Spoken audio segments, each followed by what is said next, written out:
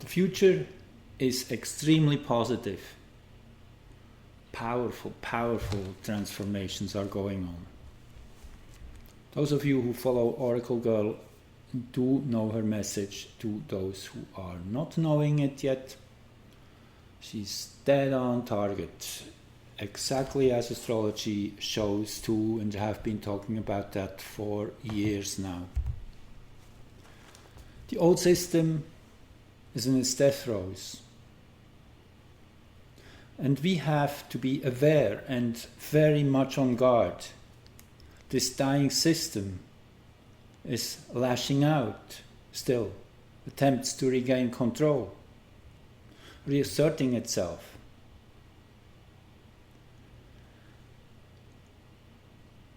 This is the time to watch, to stand back,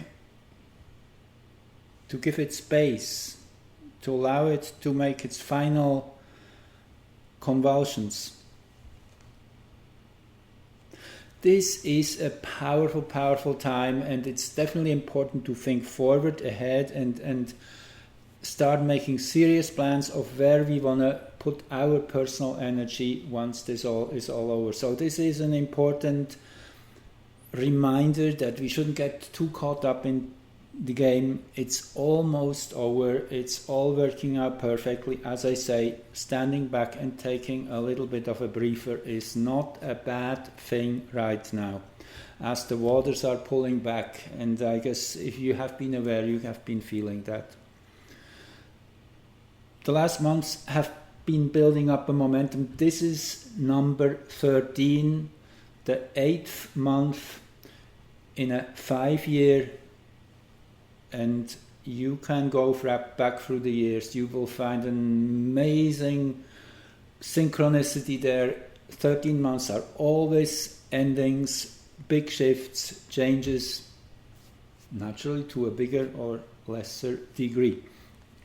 So that's what we're in right now, August 2021.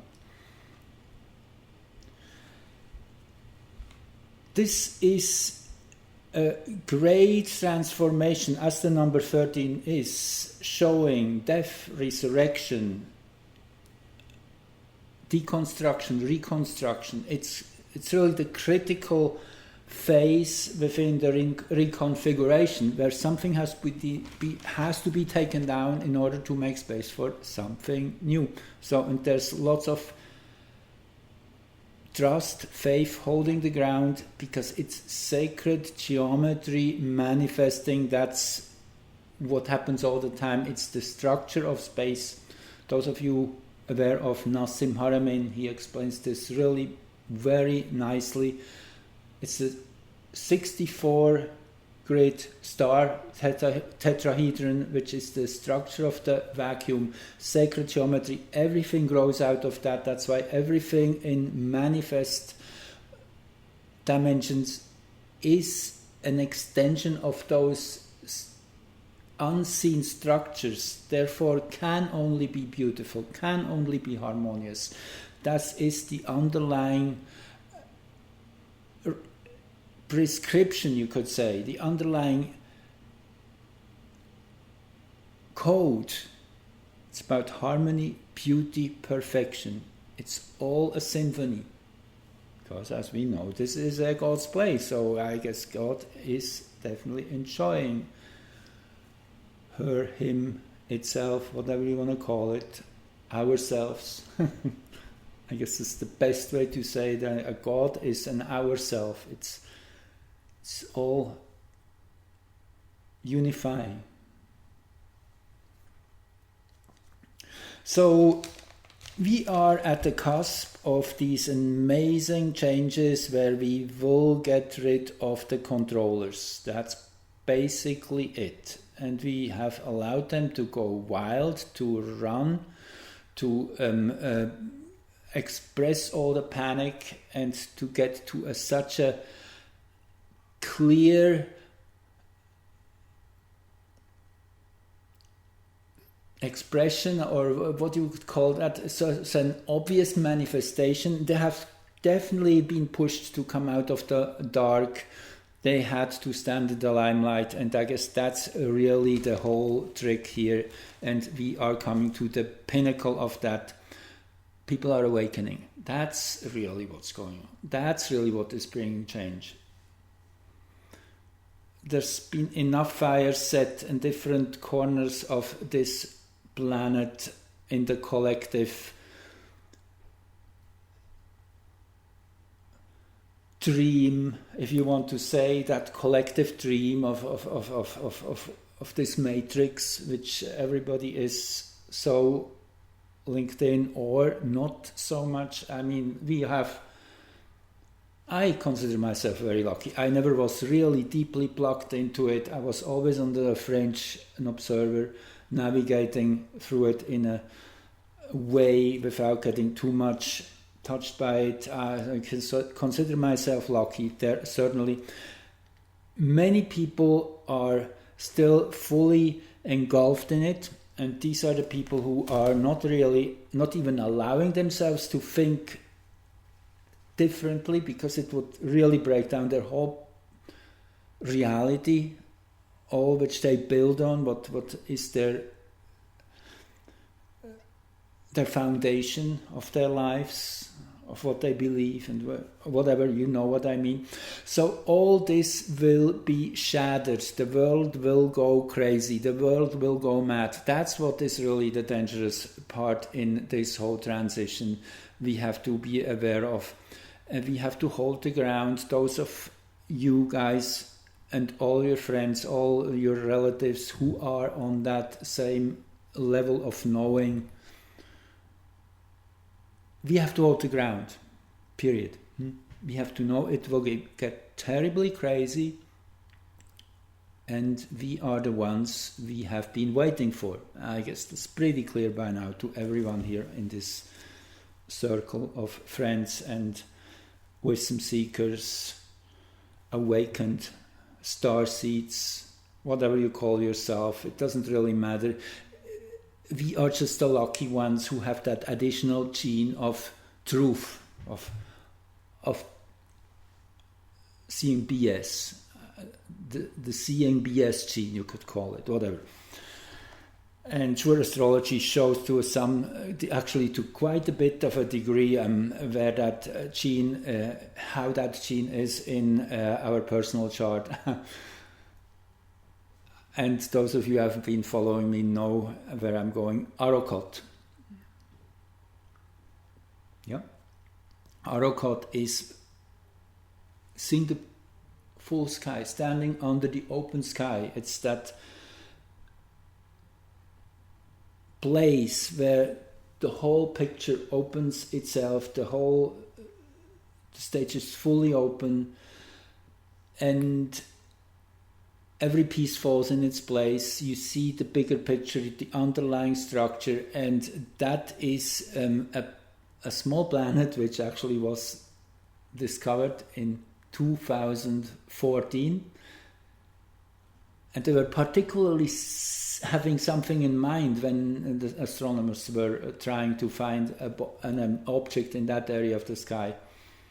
Because that's where New Horizons space probe was heading to. And again, just hold this, New Horizons. That's where in 2006 the space probe was sent off on a 9-year journey out to Pluto. That was the mission's primary target.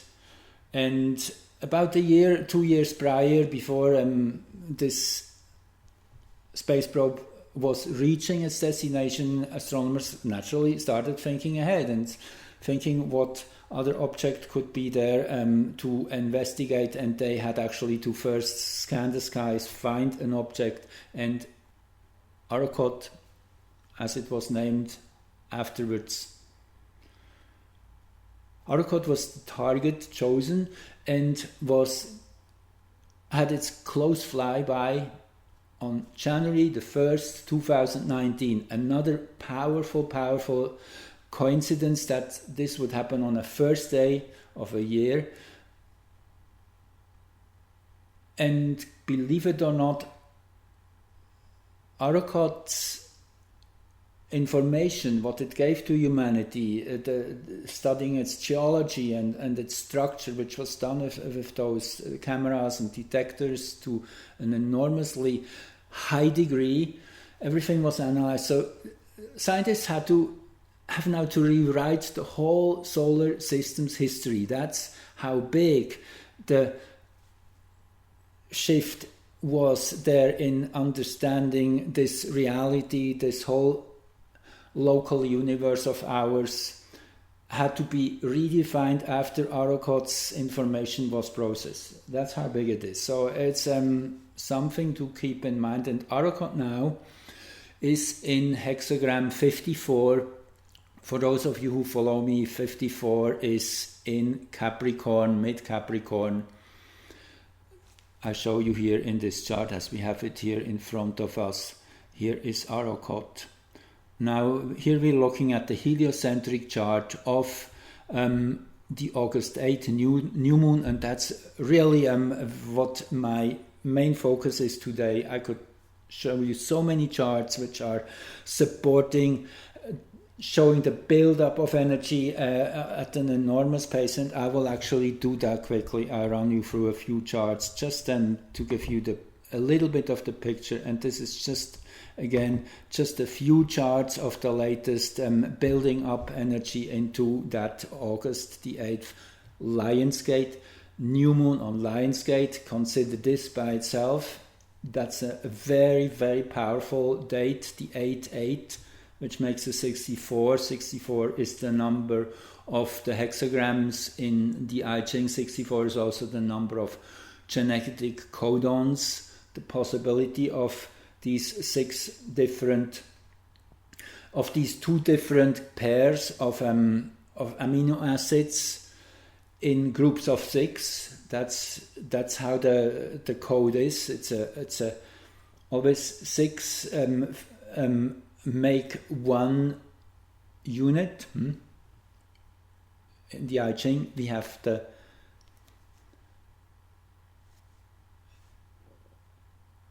esoteric or higher dimensional replica of that mathematical system of our DNA, of our basic architecture, material architecture of our bodies. So this area in the zodiac where Arrokoth is in these years, and that's a slow moving object naturally, it's farther out than Pluto, so it was in and still is in this hexagram 54, the marrying maiden. 54, the marrying maiden is a very interesting energetic situation, and it's Capricorns. It's about ruling and governing, and it is the emperor's wife or concubine who is truly running the empire. That's what this hexagram's meaning is. If we translate that, if we generalize it, then it is the feminine power behind the masculine who truly tells us where to go. Get that? It's the feminine energy which is governing. Very important. And it is a very powerful hexagram. I should show you, but right now I'm just describing it. You will see what I mean. At the bottom are 2 strong lines, then comes a broken line, then another strong line, and on top are 2 broken lines. So it's an exact mirror image of itself, and it very much resonates with the yin-yang symbol, where you have in the lower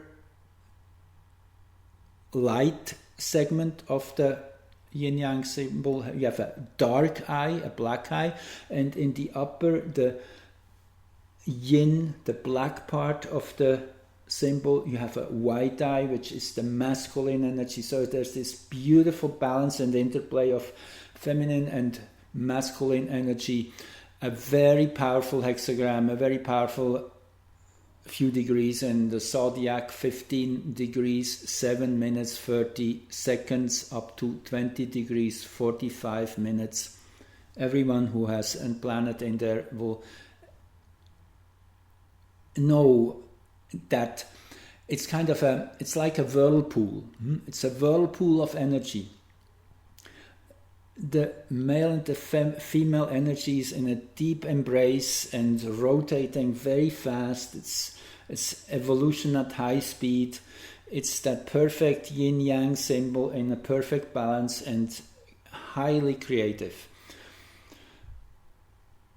So that's what this 4-year period, 5-year period was, and actually Arcot will move on into the next hexagram, which is 61, which will be very exciting. Just to start with, 61 is where Pluto is right now, and Pluto has been for a few years, which is inner truth. And in these last few years, naturally, with Pluto in there, the power structures have been exposed, understood. We have had the strong focus of that hexagram is to see what really matters, to see to the depth of something. So it will be interesting when in January 2022 Arcot will move into hexagram 61, inner truth. 2045 Capricorn is the marker. You can expect that will be the time when relaxation will start setting in a bigger way. Up to then, we are still in a very deep convulsion. It's still within that most critical and most dramatic part of transformation, which we are just getting into. So let me show you a few charts here leading up to this moment, this 8th day in the 8th month of August. And by the way, in the Mayan calendar, as I'm recording this here, it is the 3rd of August today. And this is the 11th day of the wind cycle, the 13 days of wind. Wind is the dissemination of higher frequency energy information. So this has been a time of great education, you could call that. The last, since July the 24th, that was when that 13-day wave was initiated with one eek, the white magnetic wind being the carrier of spirit and nourishing everyone with its invisible frequencies. So that was the 24th of July. Then on the 25th of July was the day out of time. It's always a very mystical, mysterious day. On the 26th was the Mayan New Year. Incredibly promising was the electric seed, the yellow electric seed. The cosmic seed is what we are planting these months, days, hours, seconds. It's happening. It's a cosmic seeding which is going on. Seeds are thrown out, and if we are giving them fertile soil, then we will have an abundant universe ahead of us, and it's happening. These seeds are falling on very fertile grounds. There's so many awakened people on this planet right now. Oracle Girl also referred to that, the rule of 500. For the first time, probably ever. There's 500 fully realized beings on this planet, human beings who have broken through all separation of polarities, have become fully synchronized within themselves, and that, so to say, fully coherent. And you know, I told that story before, coherent light, that's the laser beam. If you have a flashlight and then the light is chaotic, each photon has a different path, a different frequency, that is the power of the laser. That same energy just brought into coherent motion, and you have that invincible, powerful energy, and that is what we are experiencing right now. We are all falling in line with one another.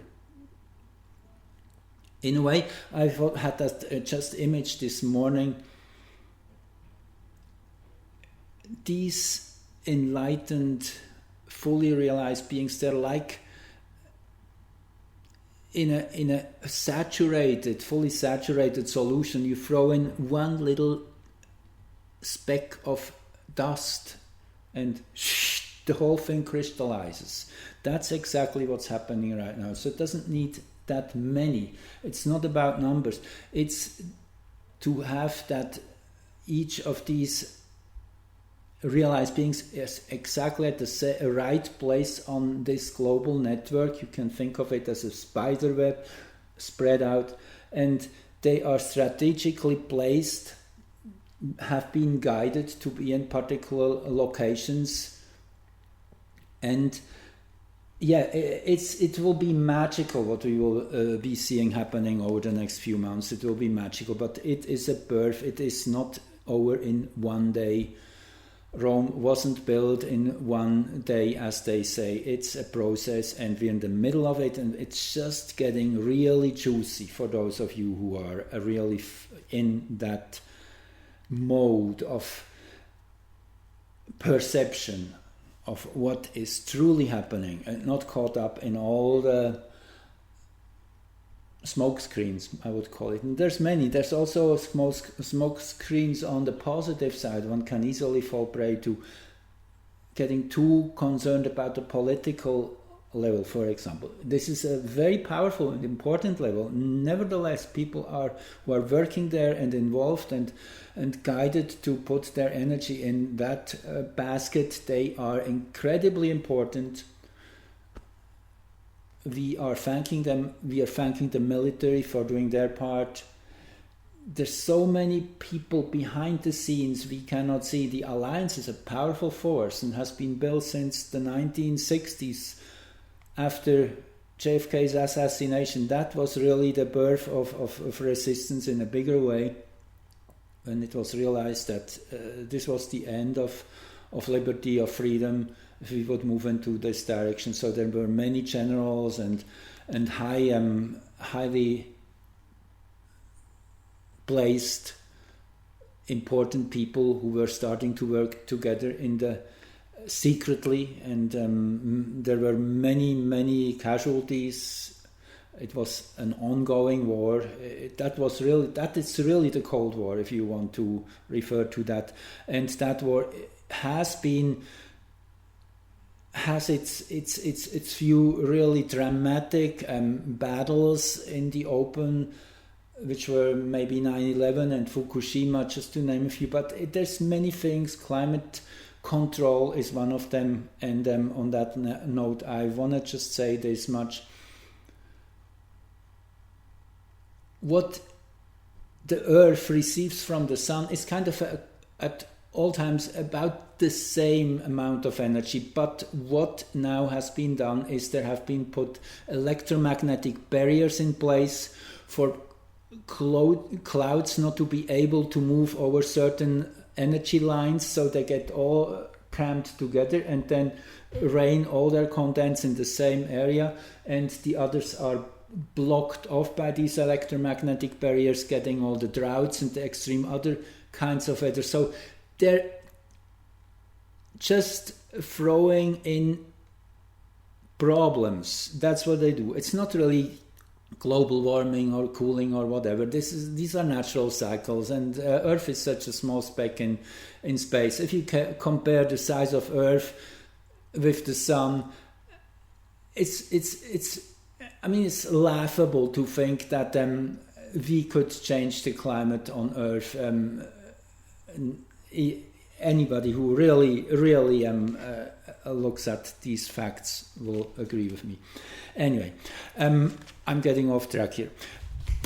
But it then got into high gear with Jupiter re-entering Aquarius on July the 28th, with the moon in the first degree of Aries.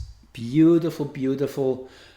That one can almost feel it. It's that euphoria that we have a tremendous potential here.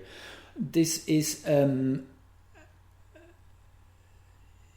it's innocence, which the name of that hexagram is 25. 25 is pure energy, very fresh. It's a small child's energy to just go and discover and without any fear or inhibition. And then there's this beautiful Mercury trine here, Mercury in Leo, enjoying that power of creation, of being the ones who will leave the imprints forever. This is a time of remolding reality, really. That's what it is. And then, this was just under a budding Jupiter-Mars opposition, you see, as we're going here. I could say so many more things about this chart. But let's just keep rolling here. There's a few I want to quickly get through to show you the build-up of momentum just over the last 2-3 days. As today is the 3rd, and tomorrow the 4th, and that's where we are heading. The 4th will be our final destination for this episode, and then the next I'll really focus on the 8th.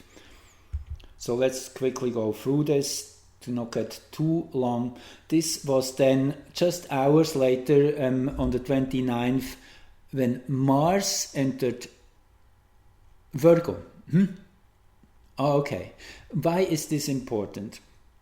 We have also Spheroids here just on the heels, and there was a Mars-Spheroids conjunction. So Spheroids was a major player in the regaining our power as individuals and as a society over the last 4 years. President Trump was definitely a wonderful what you would call that, an idol, a guiding light, showing us how it pays out to be true to yourself regardless of the critique, regardless of the opposition, to know that the stronger the push comes against you, the more a confirmation this is that you're on the right track, that this is just a kind of a perverse sort of getting paid. This just came to me. I think that makes sense.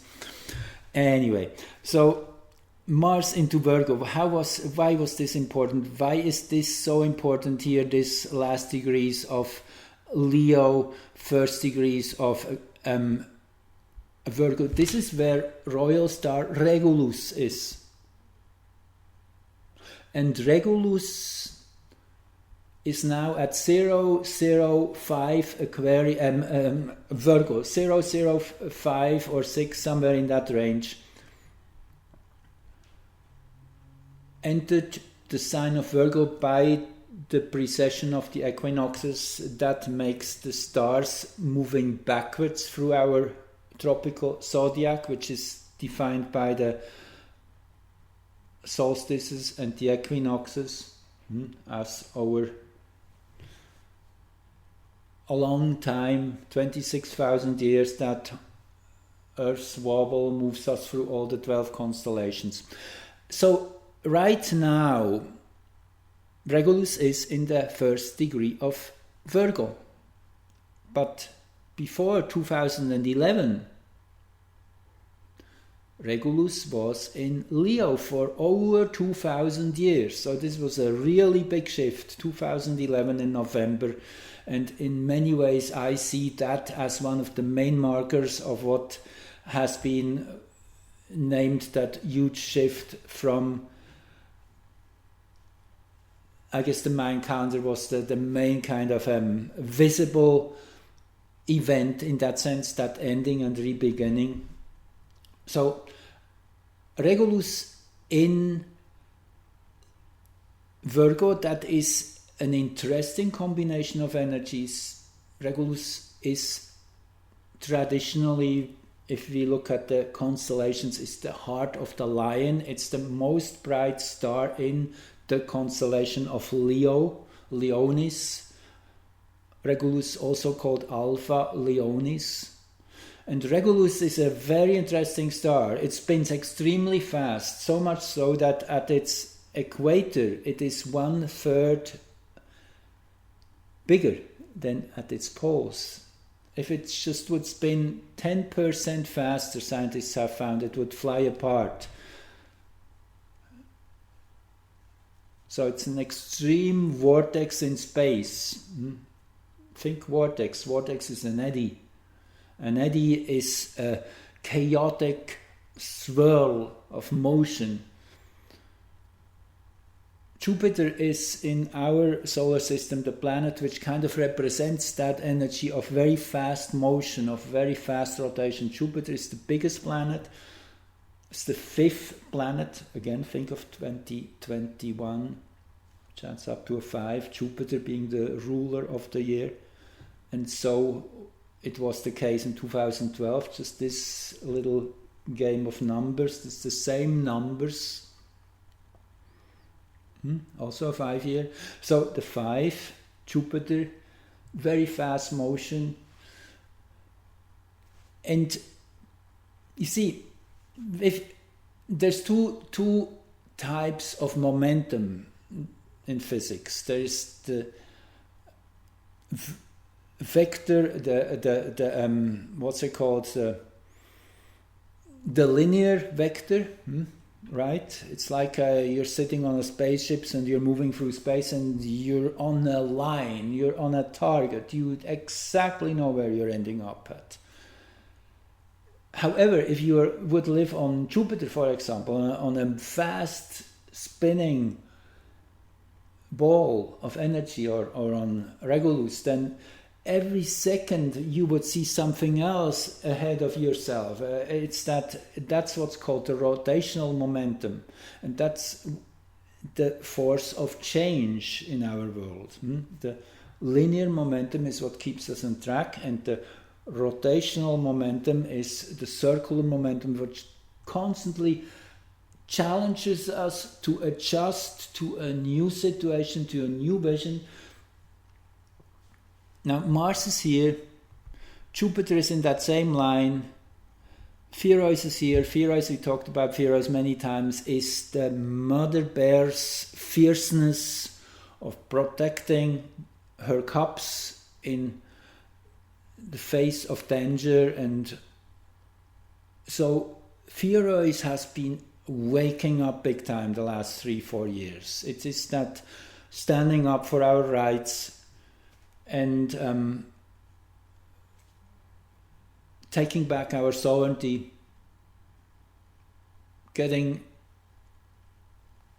more courageous, speaking up. That's what Leo is all about, and we have that Leo energy very much so here, highlighted over the next 3 weeks, still 3-4 weeks. So this is a high point in the year when the sun is in Leo, Mercury in Leo too. And yes, I mean, there's so much I could tell you more here. I just want to keep going on now. Maybe one more thing. 27th degree of Aquarius here, where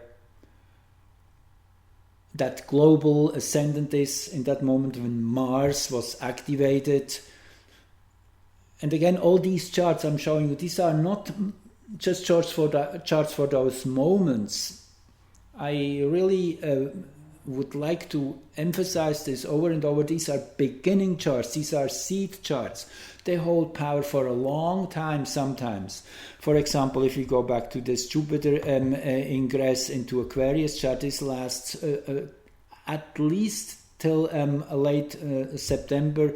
That is how long Jupiter is still in Aquarius before it finalizes its stay in Pisces then. And again, this is this chart with Mars and Virgo will be valid for many weeks to come. The next one is the Mars-Jupiter opposition then, just a few hours later. Again, just highlighting this in the last degree here with Regulus. For those who are aware of that, this is President Trump's ascendant here at 29 degrees Leo. That's why he has such a drive, so much momentum, such an inexhaustible energy is flowing through him. With Regulus on the ascendant, I guess that explains it extremely well. Then, okay, August 1st, superior conjunction. That another big highlight, another important turning point when Mercury is exactly behind the Sun from Earth's perspective, while Earth is lining up with Saturn. This is a beautiful lineup of energies. It's like, feels like growing roots, foundations, setting law and order. That's what this conjunction is here in actually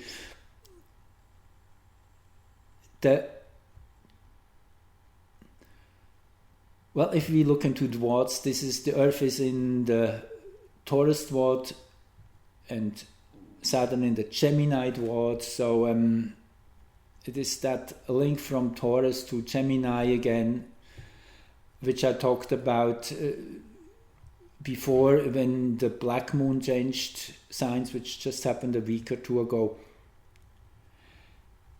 Taurus is a sign of manifestation, of bringing things into form, physical appearance, and then comes Gemini and is kind of sharing this new invention, bringing it into circulation, making it known to everyone. That's kind of the energy we are in. There's so much going on in these two signs with Uranus and the nodes here, mainly. Also Ceres now in Gemini. Then I found this interesting. Jupiter and Pluto had an exact 30-degree aspect in heliocentric astrology on the 2nd of August as well. And with Earth and Saturn here pretty much exactly at the midpoint of the two, with Mercury opposing, this to me looks like there's real foundations laid in these days and in these present times. Real foundations, structures which will hold. Particularly so here with Pallas, Nessus, Okiroe, Hygeia, Orcus. It's just really a biblical alignment with Mars here as the one which is in the lead, so to say. So if we would, well, I will save this one for the new moon. This is really the kind of the main lineup of events. That's where things go, where they come from. This is the main axis of transformation. Nessus, in a nutshell, is all the dark pathological energies, the blood and the stain and the bad sense and all the loads of twisted and ill-defined perspectives enlarged by Okiroi. Okiroi always shows up as an amplifier, accelerator. Palace is intelligence. Now this shows up in two ways. On one way it is that the dark energies are amplified and having a high level of access to intelligent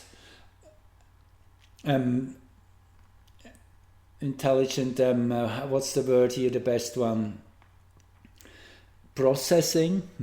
I guess it's a sort of processing. You're running it through a computer, through your brain, and you're bringing in all the aspects, all the different viewpoints, and then synthesizing it. Art and science are ruled by Pallas. So you see kind of the picture here. In the sign of Pisces, the universal sign, and in the hexagram 63, completion, another really interesting one there. 63 is the second last of the 64 hexagrams, where fire is below and water above. It's the perfect order. Fire below is heating the water above, creating a circle of energy. But the danger is also of the water to spill and extinguish the fire. So it's a perfect balance, but it's a precarious situation in this at the same time, and it's in utter perfection. It's a perfect yang, yin, yang, yin, yang, yin, yang. I said one, many two. Opposing now. And this is what gives it away. Orcus,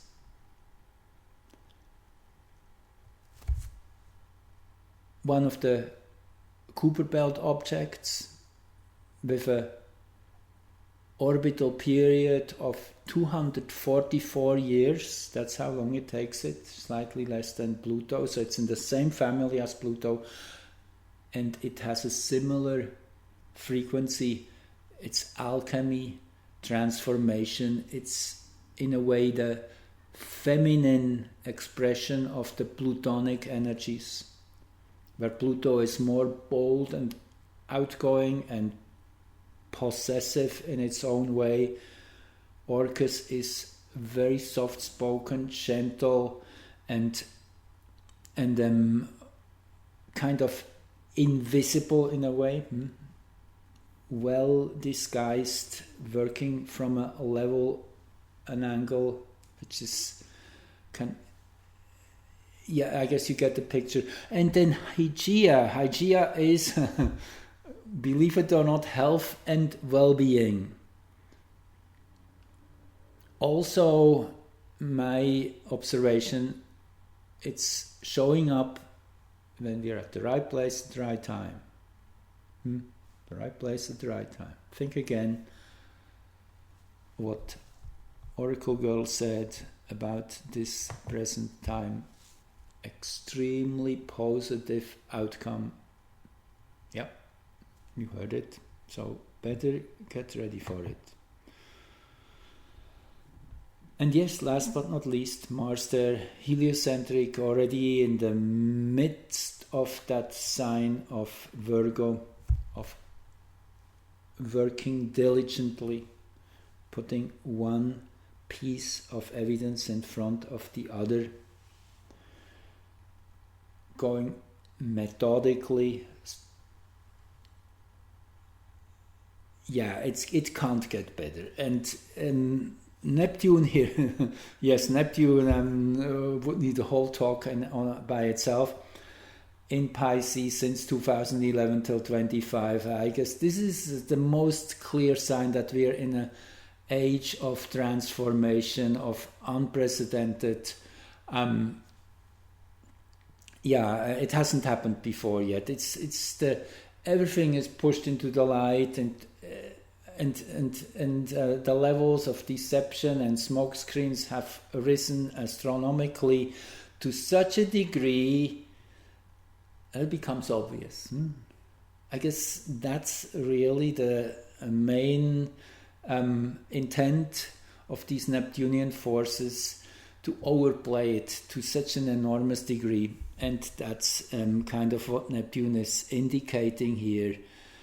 It's a great show in that scorpionic dwad between 20 and 2230. That's the scorpionic energy.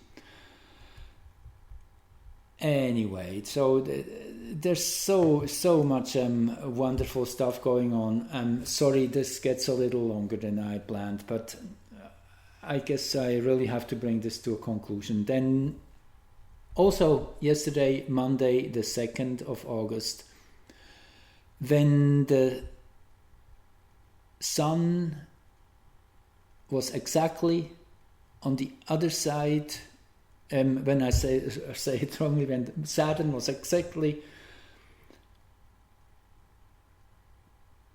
Okay, sorry, I have a little bit of a hiccup right now. When Earth was exactly between Saturn and the Sun, that's what it means. You can think of here in this heliocentric chart, this is the Sun, Earth is here, and Saturn is much farther out naturally. This is just a projection into the same plane. But that's how it is. Saturn and Earth in exact alignment. What we're looking at in this chart again is the late Leo, late Aquarius degrees. You remember that is where Regulus is. 29, or actually now 0 degrees 05 in Virgo since 2011. Then there was a Moon-Sedna conjunction yesterday. Why I find this interesting is it's kind of seems to be now, guys, we are ready for the curtain to be fully opened and to show the big picture, the big mess which is going on here. So it's kind of an indication that, yes, huge disclosure is just around the corner. And the same is true about this next chart, which is shortly after. You see, that's only... If you look here at the clock here, it's only half an hour later. Okay, I'm ahead of the game here. So we have this first Moon-Sedna conjunction, then the Moon is exactly at its apogee, which means that's the place where the Moon is farthest away from Earth, and it's 28 or 29 day mutual cycle.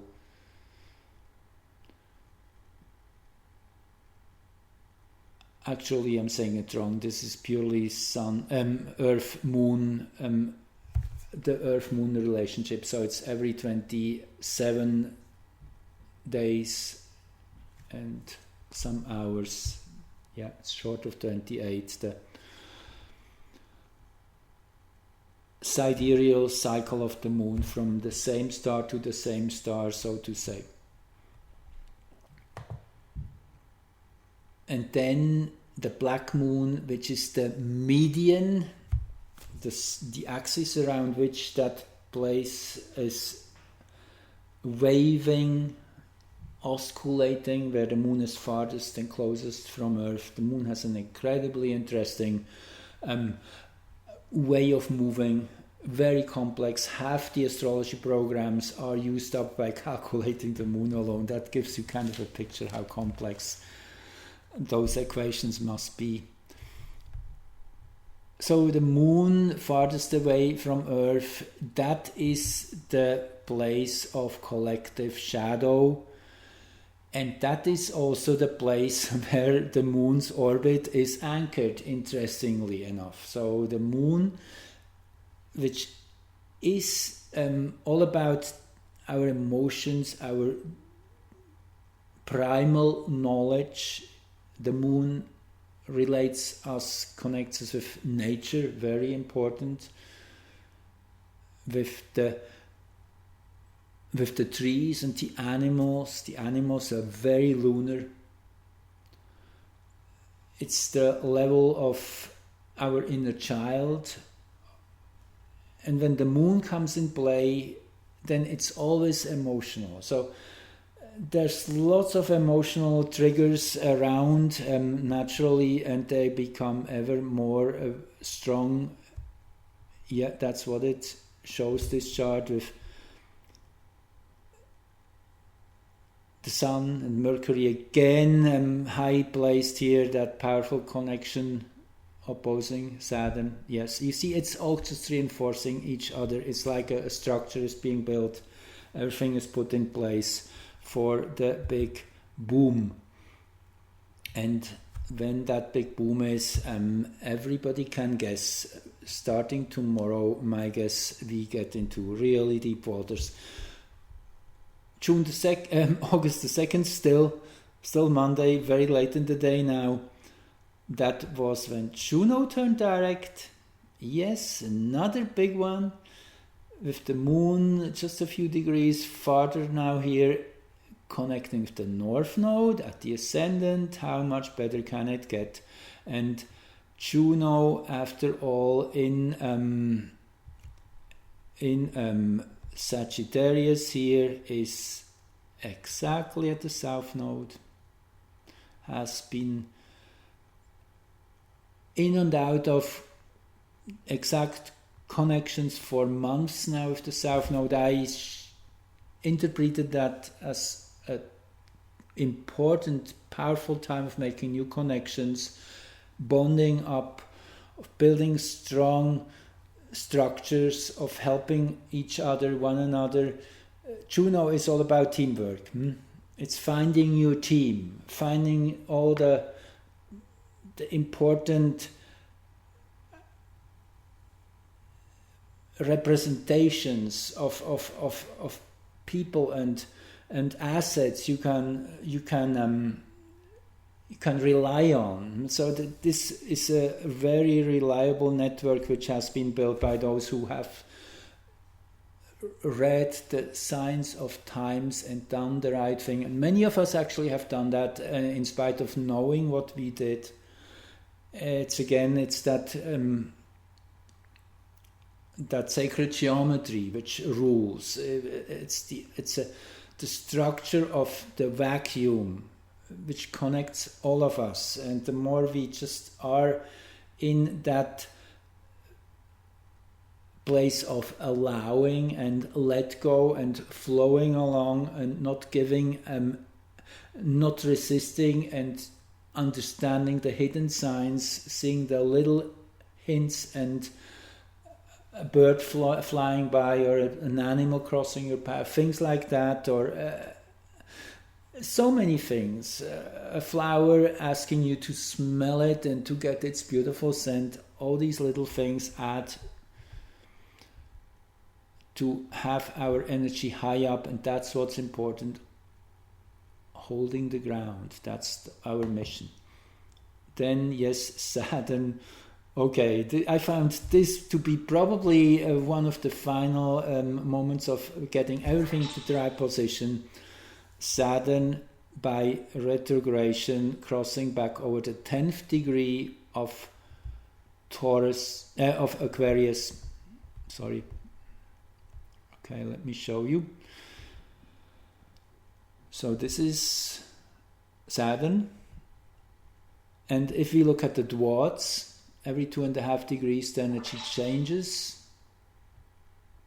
The first 2.5 degrees fully Aquarius, then Aquarius Pisces till 5 degrees, till 7:30 Aquarius Aries, and then from 7:30 to 10 Aquarius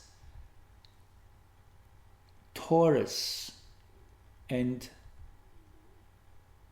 in the last few months, Saturn was in the Gemini dwad. Now it's back in the Taurus dwad. Why is this important? Well, I guess it's pretty obvious. Saturn is in Aquarius, which is Uranus sign. Uranus is here in Taurus.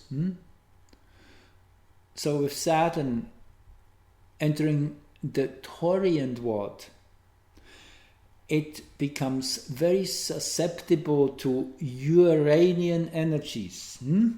Does that make sense? Now, first of all, Saturn is in Uranus sign. So it's not in its home turf. It's fighting or rooting, whatever you look at it, as manifesting itself through Uranian expressions,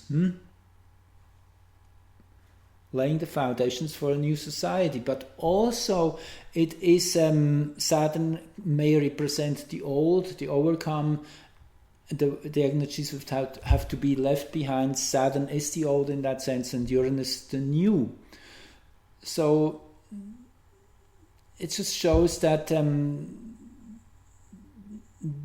you could call it the game is stacked. It's Uranus is definitely a big advantage here. That's what it means in plain word. And Uranus in Taurus again is giving manifestation to all these wonderful ideas, great inventions and technologies. All that stuff is becoming real. I predicted that in 2018. That's the window, 2018 till 2025, when Uranus is in Taurus. This will be the time when these phantoms become real, when all that energy and all that information Tesla has been harvesting is becoming real, when we will be able to get all the advantages starting to. This is certainly not the end, it's just a start again. Putting it in place, and then comes the time of Gemini, where it's distributed and shared in wide range, which, this is such a huge transformation we're going through. It's roughly taking us into 2040 till we have kind of come to a place of more of a relaxation. Until then, things will go so fast and so really fast is the best word, complex, better, new parts added to what's there. It will be exciting. It's the most exciting time to be alive, for sure. And yes, this is probably the final spoke in the wheel, which is setting the show off, if I may say it so. Pherois ingress into Virgo. Pherois is here.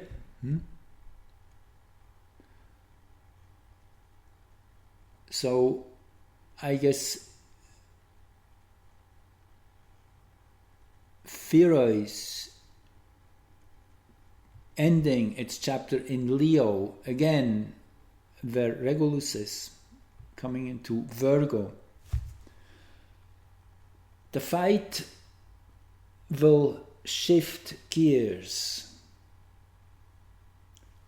Leo, that was all about a strong voice, standing up, fighting for sovereignty, doing big rallies and being loud and shouting and proclaiming. It was necessary, big drum beats to wake people up. Now comes the time of execution, you could say. That's the sign of execution, of getting things finalized. In Virgo, the sign of harvest. So again, this is just the starting point. This is certainly about a 2-year period. I guess Pherois is about 35 years. It takes it to make one round around the zodiac, so it's in each sign about 3-4 years at the most. So for the next few years, that's what will happen. Whatever we have now proclaimed will be executed on. So this is again a seed, setting something in motion, and this is not just valid for that day. But with Uranus here on the ascendant globally again, and Arrokoth at midheaven most exactly, by less than 15 minutes of arc. This is the Great Awakening. I guess there's no better word for that. And it comes line in line with that powerful new moon on the 8th, which I definitely will get deeper in my next one. But thank you if you have been patiently listening. Might be a lot, you might want to rewind it. There's so much. I'm looking forward to really teach in a bigger way. I'd love to open a university for astrology and give everybody the ability, everybody who's interested, to understand that wonderful language which makes life so much easier, because you always understand the energies you're balancing, you're playing with, and doing it in a collective way, as I have been doing for the last 5-6 years, is very rewarding. It's wonderful to be kind of an observer of that great birthing process, our human consciousness collective, or each and everyone involved here on this planet is going through at the time, and how we ever more coming to line with each other. It's a beautiful vantage point you have an astrologer. Thanks again, and see you soon.